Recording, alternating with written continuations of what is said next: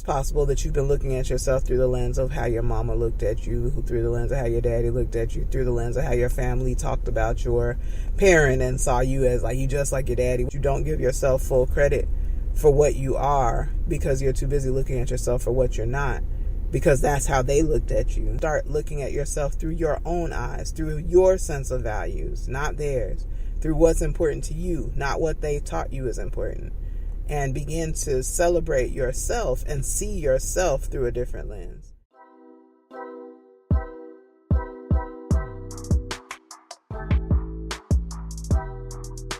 Thank you for tuning in to today's episode of Sharon Let's Live with Marlene Dillon Empowerment Specialist. Okay, today I want to talk about healing old wounds. And I want to talk about it from a place of having a choice on whether we look at the same old shit the same old way. If you didn't check the description, I cuss a lot. But don't get distracted by it unless you're like a person who just can't tolerate it, but you're going to miss out on some really good shit because I just talk freely. I don't do it for like attention or whatever. That's just the way I talk. So, yeah, I share a lot of really good stuff on here and you might miss out because I'm not about to stop cussing.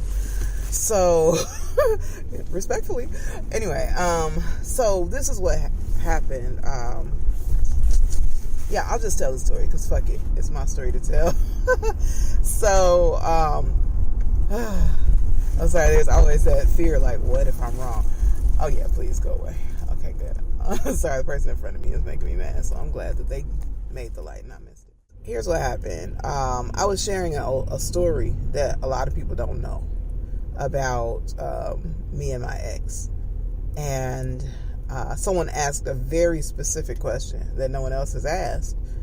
And in telling them the story, it was the first time that I shared something that I guess caused me quite a bit of pain. I can't even like say it. It's something that caused me quite a bit of pain. It was embarrassing and it made me feel the phrase would be some kind of way, but it made me feel like embarrassed, manipulated, unwanted, a whole bunch of shit. So I guess there's really no way to tell this story without telling it, and my hope is that nobody will want to do anything with the information they gain from this.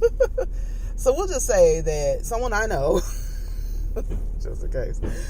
So someone I know got married in a very small ceremony, very limited witnesses. So the minister who married them gave them the marriage license after it was over. Like, he signed it and he was like, you all can go ahead and turn it in. So the couple had a lot of shit going on, and they did not turn in that marriage license. It kind of just ended up in a box with a whole bunch of other paperwork. And one day, the wife was looking through said box and came across the marriage license and was reading it, for shits and giggles, and flipped that bitch over and realized that there was a certain window of how long you could hold on to a marriage license before you turn it in after it's been like signed and shit. And if you don't turn it in within that window, that your marriage is null and void. So, said woman, the wife,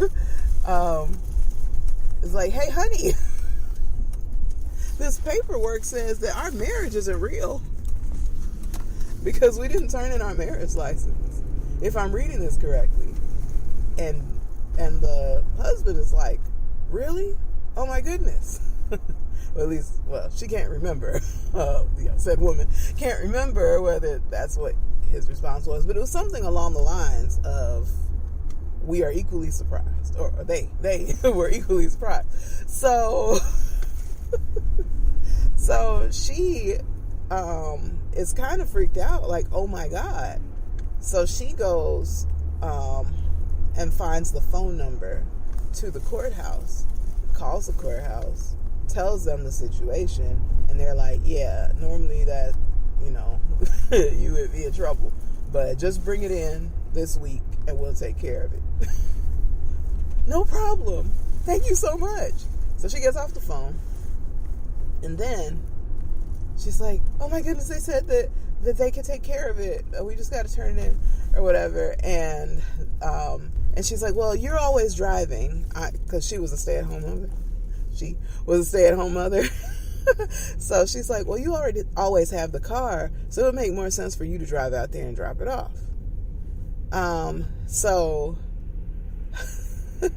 So she hands the paperwork over to the husband.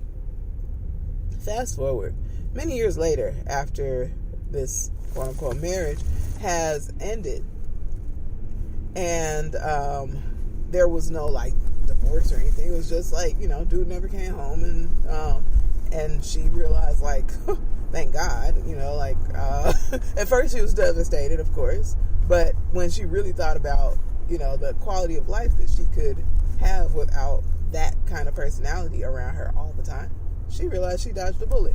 So, no intentions to return. Apparently, he had no intentions to return either. And they just went off in separated bliss. So, some years later, this no longer wife goes to the courthouse, because same courthouse where they originally got their marriage license, because it was the closest courthouse to her, and she had, somewhere in paperwork was the baby's birth certificate, and she needed it.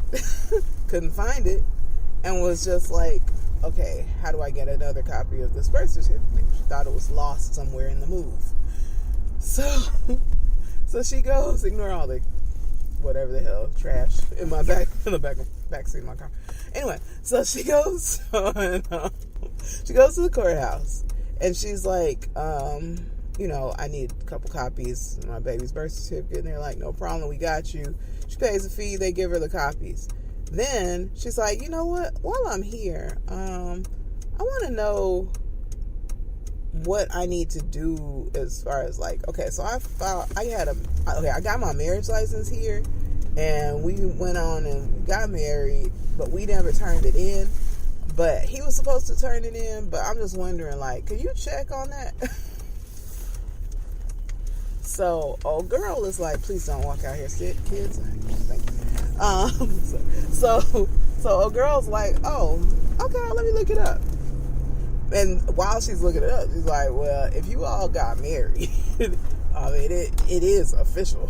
But then when she went in the system, she was like, oh, there's no record of your marriage here. So she did a little more digging. She was like, there is no record of your marriage. So technically, you all, if you had a ceremony, you are married, but there's no record. And basically, you could say, ain't no record of this marriage, because that's what they're gonna do if you want it. Because the former wife was like, what happens now if I want to get married in the future? Am I gonna have problems? My bad, Mr. Officer.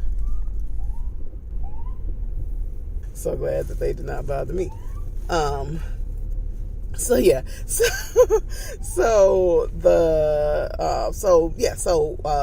Former wife says, like, wait, for real? She's like, well, there's no record in here. So when you come in the future, if you find you somebody and you want to get married, they're gonna ask you, if you have any history, if you've been married before, and you will just tell them, just look me up in the system. They'll look you up in the system. There'll be no record of a marriage, and you good to go. And I was like, oh my God. I mean, she She was like, oh my God, that's awesome. Best news ever. So, okay, so now fast forward again. Said deadbeat, said raggedy soul, said waste of skin, said dude from this former marriage, who does absolutely nothing to take care of his child, decided to take this wonderful single mom to court, and some sort of narcissistic manipulation tactic.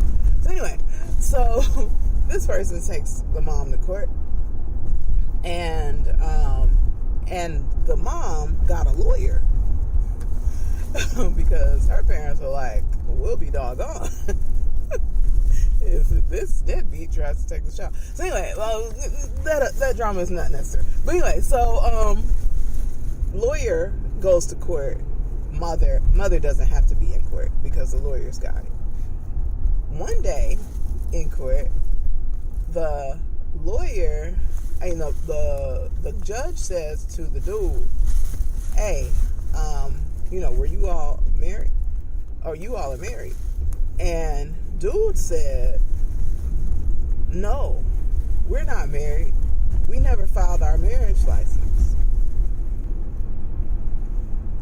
So, so the lawyer tells the former wife, this is what dude said in court. And it was at that point that she realized that he knew all along that they were not officially married. But it wasn't until later that she thought about it and was like, oh my God, this manipulative bastard saw the opportunity to get out of the marriage. Shit. And she's realizing it even more right now. Saw the opportunity to get out of the marriage and never filed the paperwork on purpose. All those years, she thought that it was just, he was on some, I don't feel like driving out there shit. Not realizing, like, it was full on intentional, I'm not going to stay married to this bitch type shit. So here's what happened. So I'm on the phone earlier, talking to, chatting with my siblings, and one of the siblings asked a question, and I was just like, and I told this story to them, and they were like, I wonder if that was intentional, the not turning it in. But, either way, it doesn't matter, and it was at that moment that I realized it wasn't just intentional. It was like really, really intentional. Like what I thought was a lazy oversight was actually a full on like, oh, I don't have to be in this. Oh, for real? Like just like they felt like they were winning. And they knew it the whole time, but never said anything.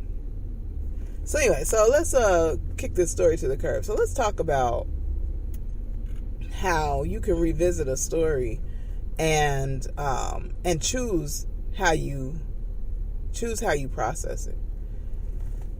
So if this was me, if I was that former wife, my years of insecurity would have caused me to be processing it like, damn, that dude really didn't want to be with me that bad that they would fake like we were married and then never say anything because they want to make sure that I don't, that I don't know.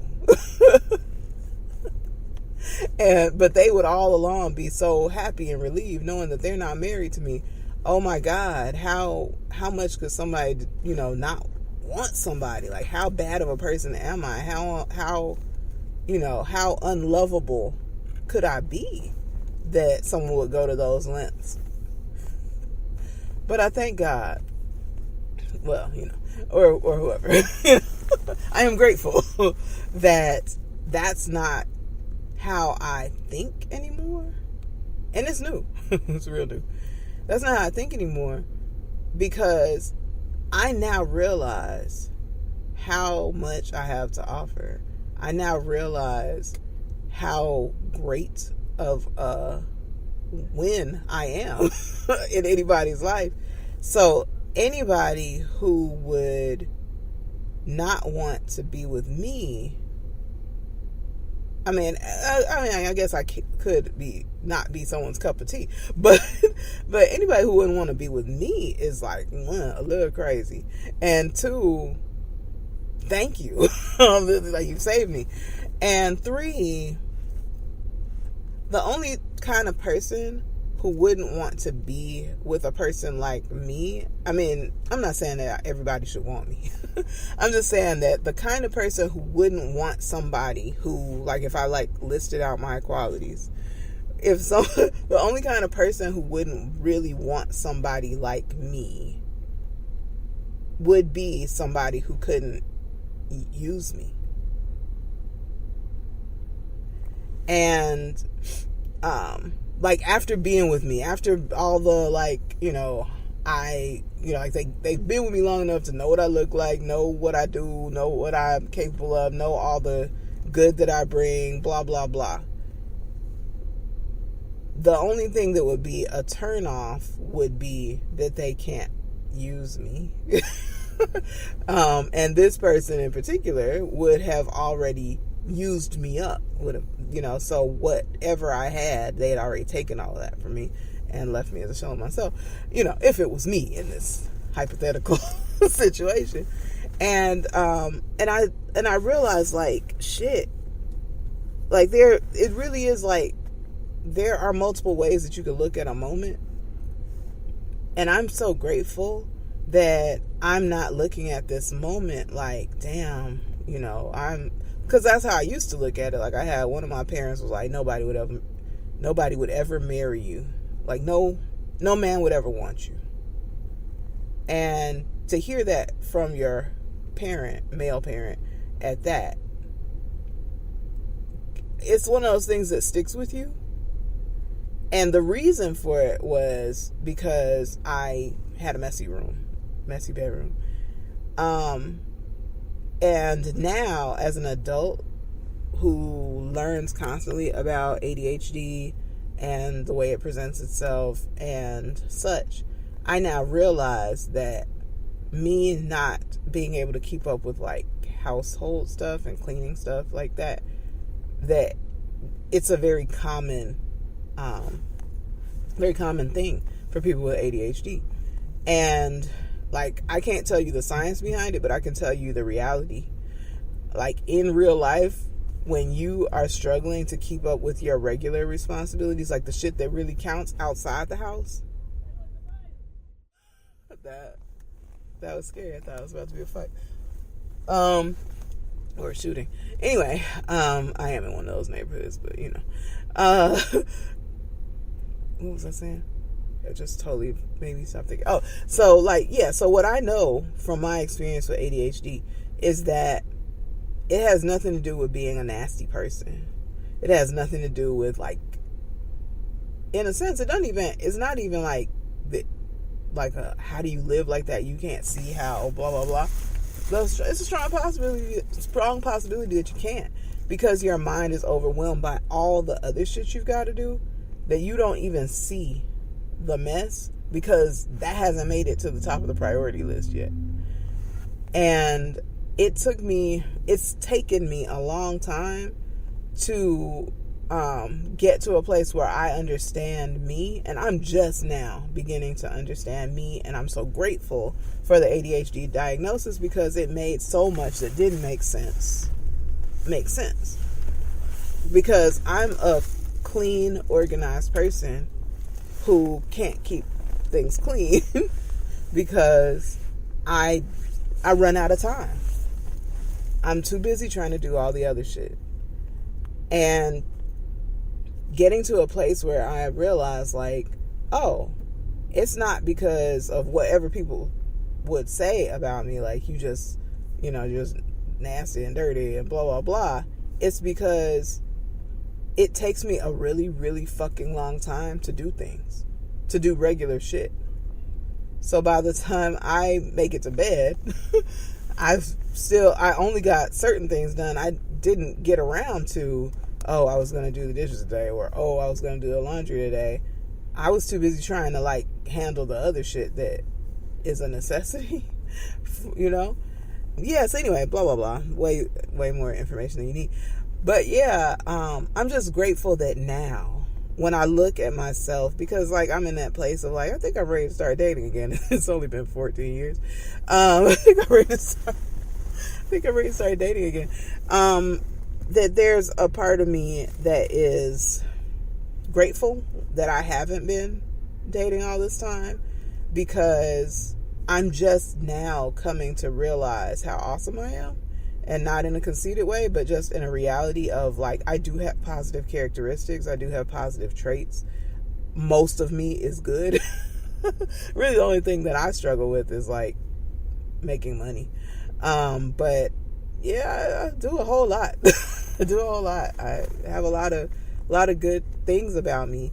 And my whole life, at least high school up, I was always viewing myself through the lens of how much money do I have? How much do I have? What can I buy? What can I afford to do? And that was how I saw myself. So, and that's, how he treated me too. So now I'm in a place where I'm like, wait a minute, I can do this, I can do this, I can do this, I can do that, I do this, I do that, I love in this way, I show up for people who I care about in this way, I am, empowering, and, I'm not, hard to look at, I can do all kinds of things. Well, that doesn't really matter, but it'll matter to somebody. Woo-wee. Lucky him. But yeah, I realize that I no longer have to tell myself these stories through that bullshit ass lens. That I can tell myself these stories now where there's no shame in it, where it's more like, damn, he fucked up. He really could have got a good one. Had me on the hook and threw me back. Like, your loss. Like, I can look at it that way rather than look at it from the perspective that I had all these years. And so I'm grateful that they asked the question that led to the conversation, that led to me realizing that I'm not the same person that I used to be, because I can see me now and I realize that I'm fucking awesome. So I'm sharing that with you because it's possible that you have been looking at yourself through a lens that is not in your favor. It's possible that you've been looking at yourself through the lens of how your mama looked at you, through the lens of how your daddy looked at you, through the lens of how your family talked about your parent and saw you as, like, you just like your daddy, whatever. Like, you might have looked at yourself through the lens of, like, maybe you're the one in the family who wasn't the most successful, and everybody kind of treats you a certain kind of way. And because of that, you viewed yourself that way. But you never look at what you have to bring, what you have to offer, how you show up in friendships, or whatever. Like, maybe you're an artist and they wanted a regular professional or whatever, but you're an amazing artist, but you don't give yourself full credit for what you are because you're too busy looking at yourself for what you're not, because that's how they looked at you. Like, this is my offer and an opportunity for you to start looking at yourself through your own eyes, through your sense of values, not theirs. Through what's important to you, not what they taught you is important. And begin to celebrate yourself and see yourself through a different lens. And, don't share that story. I mean, that hypothetical story. You got to hear it, and that's the blessing of you being here. If you're not already following or subscribed, please do so. I would love to tell you more stories. This is Marlene Dillon Empowerment Specialist with Sharon Let's Live. Have an amazing whatever time of day it is for you. Blessings. Sharon Let's Live with Marlene Dillon Empowerment Specialist is a free daily podcast. If you would like to send a gift of support, please visit mdillondesigns.com/support. To learn more about me, Marlene Dillon Empowerment Specialist, please visit mdillondesigns.com. There There you can find more podcast episodes, you can read my inspirational blog, you can check out my online store of personalized gifts featuring the characters from my empowering children's book, I'm Proud to Be Natural Me. You can find parenting resources, including my online communication course, Healing Our Families, Healing the Parent-Child Relationship. Please follow and share if you found this podcast inspiring.